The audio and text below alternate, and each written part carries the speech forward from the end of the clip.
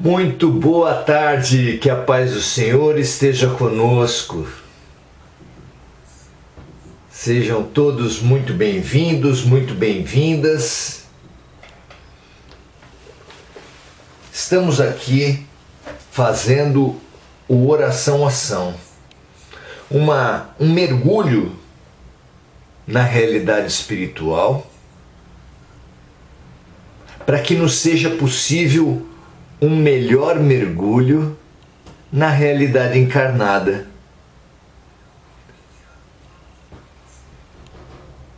Não é interessante isso?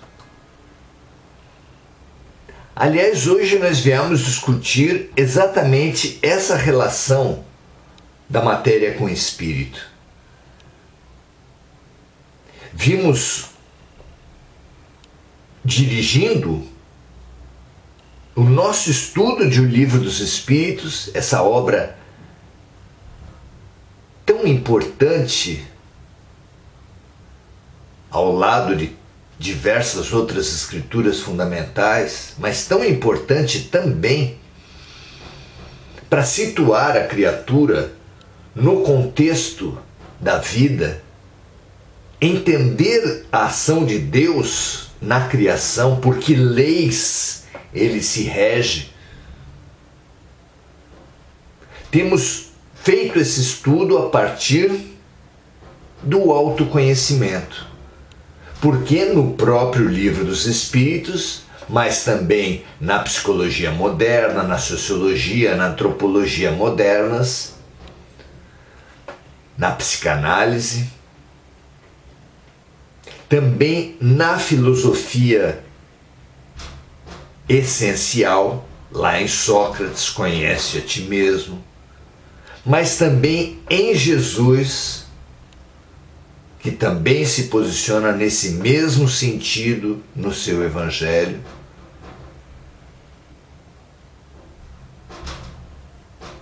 Entre outras doutrinas fundamentais. Então, tomamos o autoconhecimento como fio condutor. E logo depois da questão 919 e 919A de O Livro dos Espíritos, que nos deram esse princípio, esse alicerce de todo o estudo,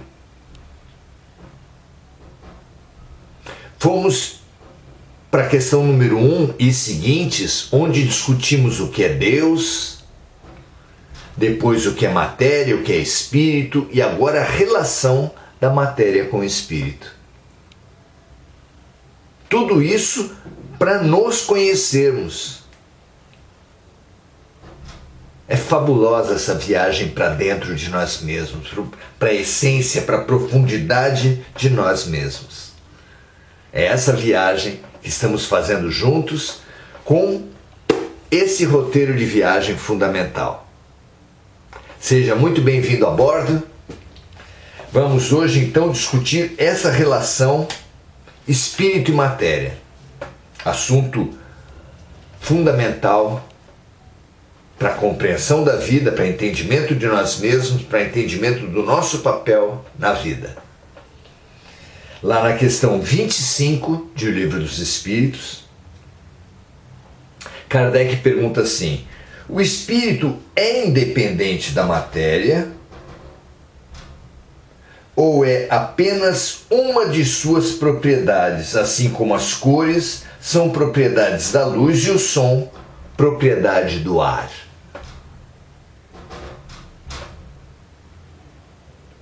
O espírito e a matéria são distintos um do outro, mas a união do espírito com a matéria é necessária para que a inteligência se manifeste na matéria.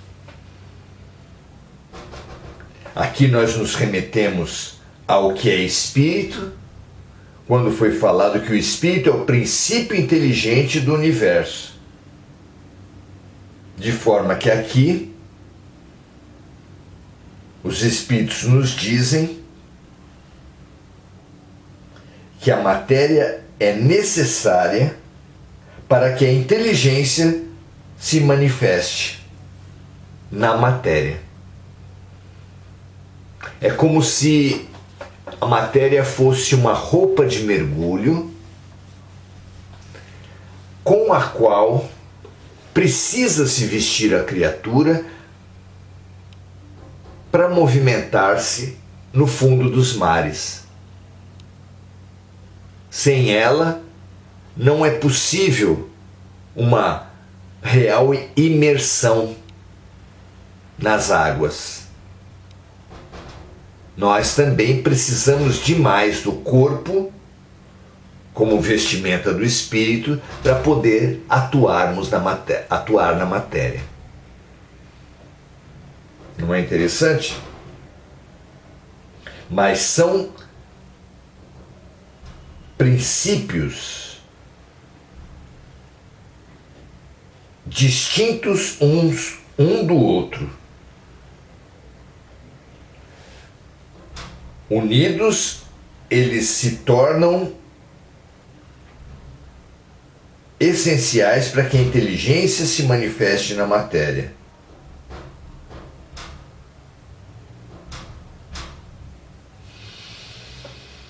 Muito bom, muito interessante discutirmos isso, compreendermos isso.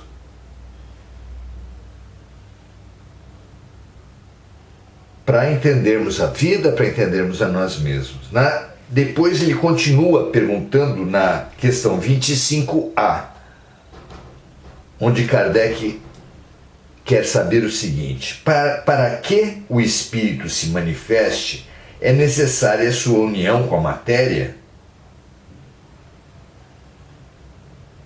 A união do espírito com a matéria é necessária para o homem, porque ele não está organizado para perceber o espírito sem a matéria. Seus sentidos não foram feitos para isso.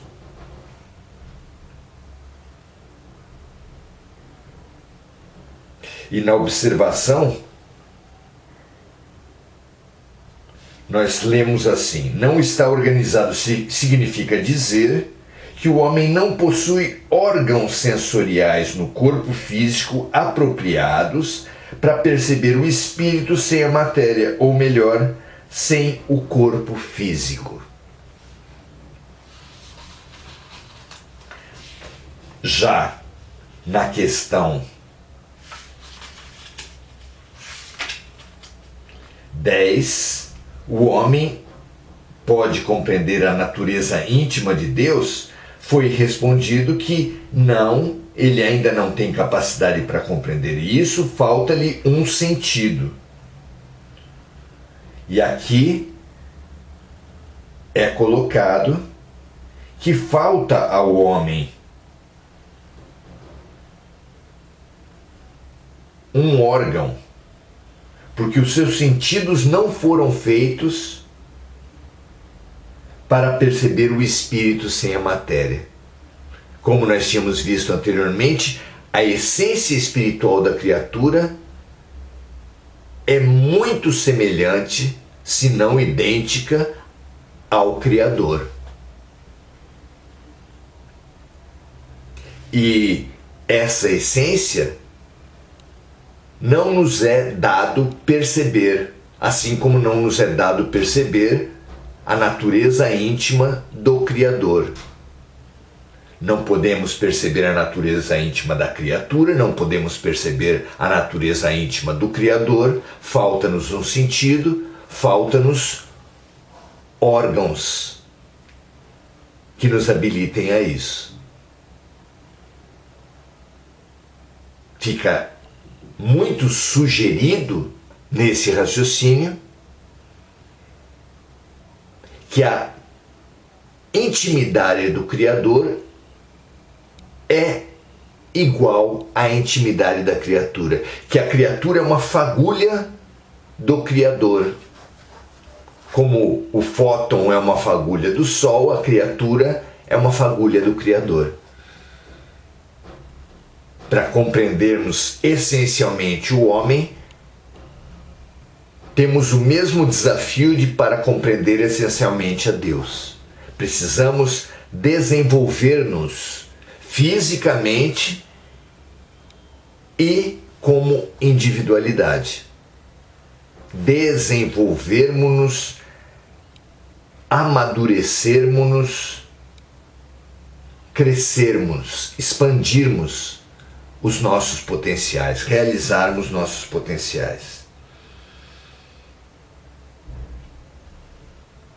Muito bom. E na questão 26, podemos imaginar o espírito sem a matéria e a matéria sem o espírito? Podem, sem dúvida, pelo pensamento.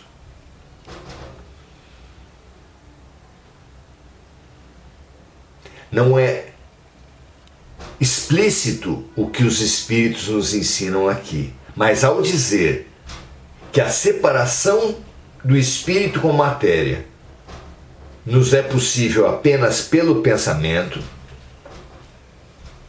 sugere, estimula a gente a pensar algumas coisas.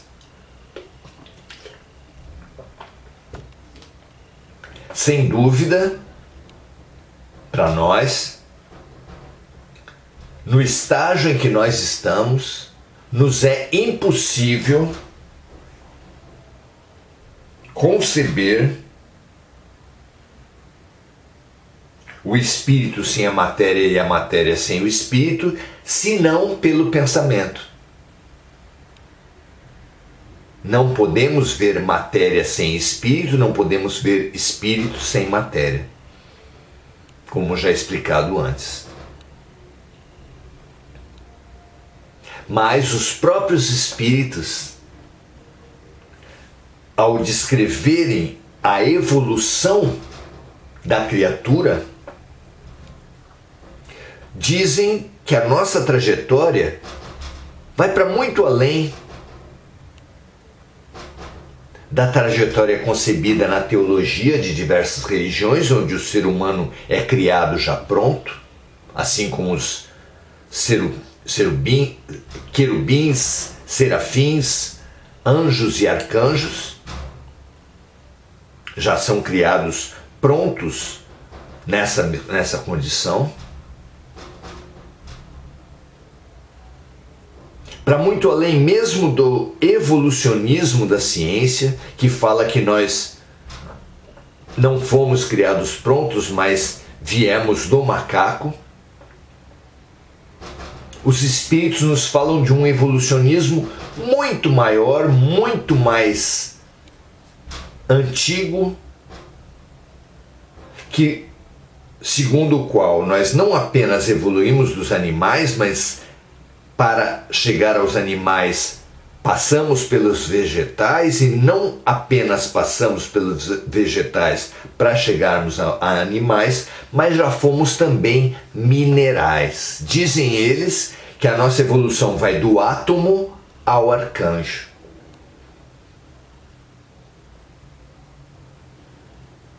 Assim, a separação entre espírito e matéria que nos é apresentada aqui é apenas um nível, uma fatia de compreensão da realidade.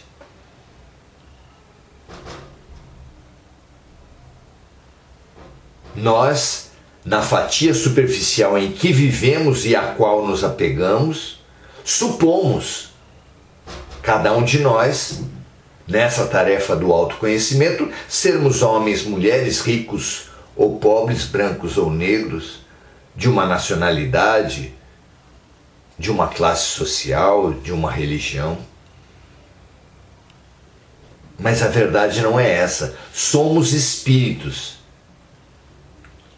temporariamente vestidos para atuarmos na matéria, numa condição ou na outra, numa polaridade ou na outra, mas essencialmente somos espíritos. E assim como o indivíduo não é a roupa que veste, nós não somos o que o nosso corpo apresenta.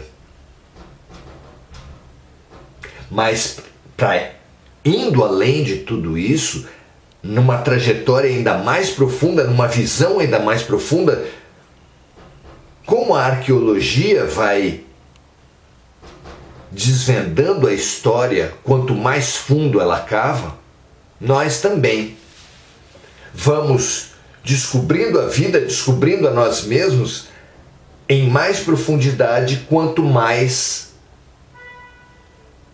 intensa, quanto mais profunda é a nossa procura.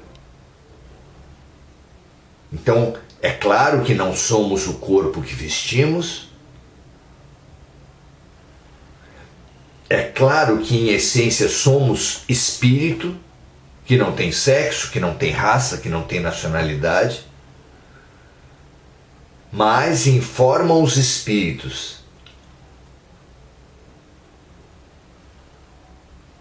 que a nossa trajetória existencial vai do átomo ao arcanjo, processo que une num contínuo a matéria ao espírito, a matéria a Deus.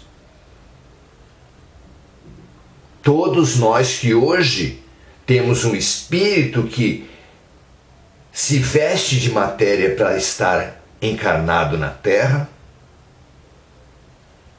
já fomos o nosso princípio espiritual, que hoje se manifesta tão claramente, tão distintamente da matéria, já foi, o nosso princípio espiritual já foi ele mesmo matéria, átomo.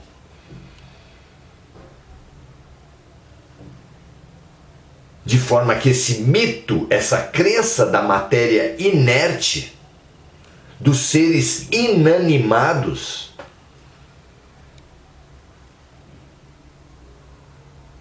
crença já superada pela própria ciência, porque quando somos apresentados à estrutura atômica, vemos que ela não é inerte, ela não tem nada de inanimada, ela é animada. Os elétrons, há muito já se sabe que os elétrons não param de se mover no átomo. Mas que já sabe-se mais modernamente que no núcleo atômico há diversas partículas que também se movimentam continuamente. Então a matéria não tem nada de inerte, não tem nada de inanimada, existe uma vida na matéria, um movimento no que era aparentemente inerte. E esse movimento caracteriza a criação. Há uma criação, há uma vida, há um processo animado. Ânimos, alma. Há uma alma e um princípio espiritual, por assim dizer, dormindo na matéria, ainda que num sono agitado, num sono movimentado, que depois acorda no vegetal, sonha, por assim dizer, no animal e desperta, sonolento ainda, no hominal, para ganhar lucidez e ganhar consciência apenas no reino angélico. Essa é a nossa trajetória, uma trajetória una, onde os contornos da unicidade da realidade,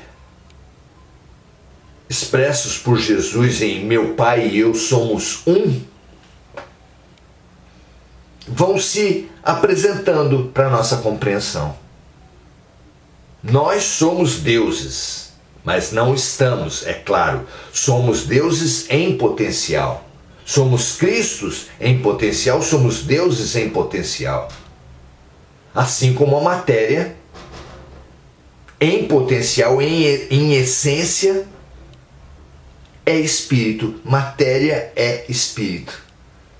Apenas na matéria há um princípio espiritual rudimentar que precisa se manifestar, precisa se expandir para ser espírito. Mas está lá. E nós também. Temos Deus dentro de nós. A criatura tem o Criador dentro de si. Mas que também precisa se expandir, se expressar, se manifestar, se realizar. Didaticamente, num nível intermediário de compreensão, fundamental entendermos que há uma matéria e que há um espírito, e que eles se relacionam unindo-se. Mas em essência é maravilhoso percebermos que a trajetória do anjo se iniciou na matéria, onde todos nós nascemos simples e ignorantes. E que hoje somos já deuses de um micro-universo chamado corpo. O micro-universo chamado corpo é presidido por nossas mentes. Nossas mentes ordenam, alteram, estimulam, adoentam, ensombrecem cada uma das células do nosso corpo. Para as células do nosso corpo, nós já somos o centro do universo. Nós já somos deuses.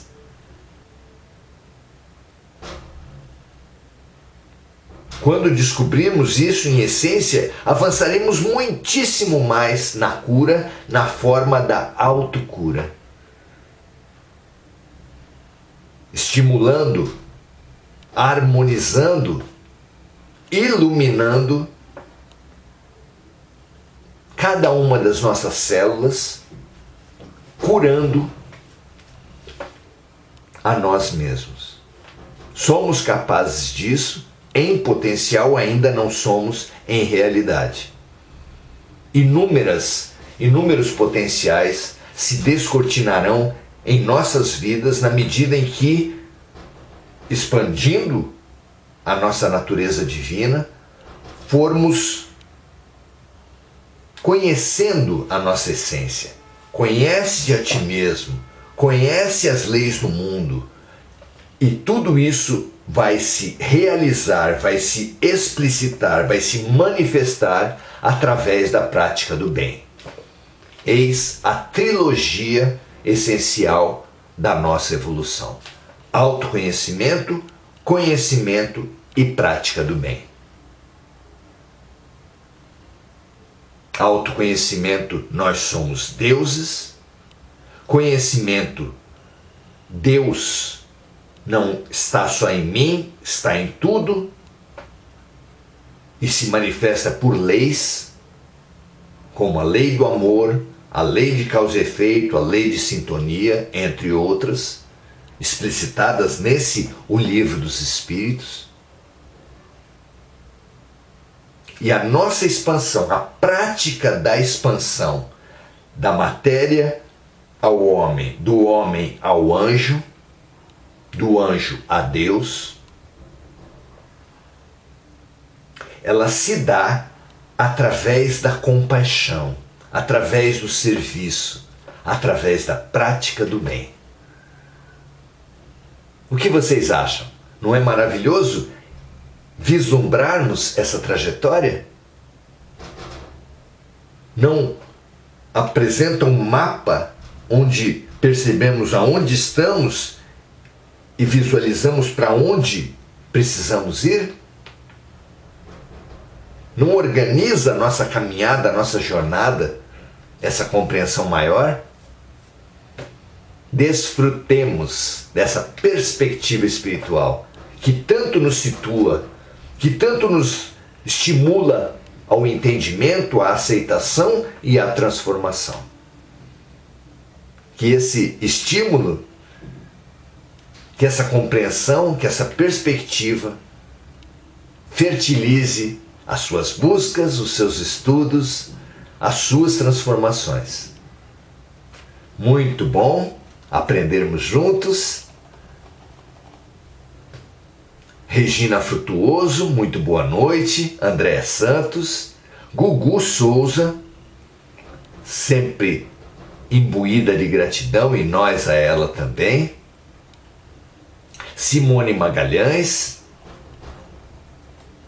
Maravilhoso que a gente adote, tome esse caminho, que é ponto de convergência de ciência, filosofia e religião, o autoconhecimento, para ir conhecendo tudo, porque nós somos deuses. No micro está como no macro, assim na terra como no céu. Trazemos dentro de nós todo o universo, toda a criação e o próprio Criador dentro de nós. Muito prazer aprendermos juntos, muito gostoso dar passos, ainda que mínimos, no sentido da nossa realização. Um grande abraço, prazer aprendermos juntos e até amanhã no mesmo horário. Paz e bem para todos nós, um excelente dia de amanhã e compartilhem se vocês entenderem que isso pode contribuir para mais alguém. Até já, até a próxima, até amanhã.